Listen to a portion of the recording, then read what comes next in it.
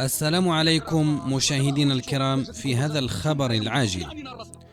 وقبل الخوض في هذه الأخبار العاجلة لا تنسوا الإعجاب بالفيديو والاشتراك في القناة دعما لنا وليصلكم كل جديد.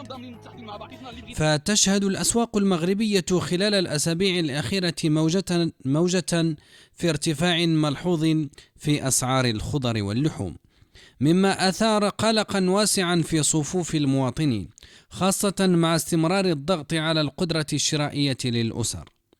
فقد سجلت أسعار عددا من الخضر الأساسية مثل الطماطم والبصل زيادات كبيرة تجاوزت في بعض الحالات 10 دراهم إلى 15 درهما للكيلوغرام، بينما وصلت أسعار اللحوم الحمراء خصوصا لحم الغنم منحاها التصاعدي لتصل إلى مستويات مرتفعة في عدة مدن.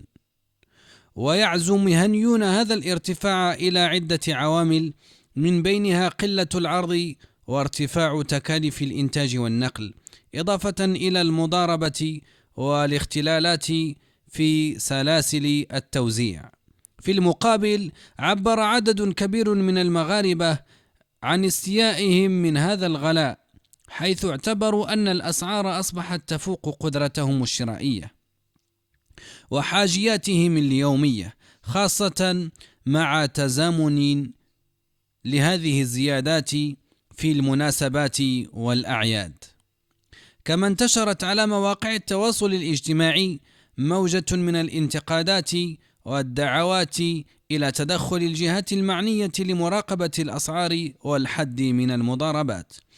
ويرى متابعون أن استمرار هذا الوضع قد يزيد من حدة التوتر الاجتماعي في ظل مطالب متزايدة بحماية القدرة الشرائية وضمان استقرار أسعار المواد الأساسية.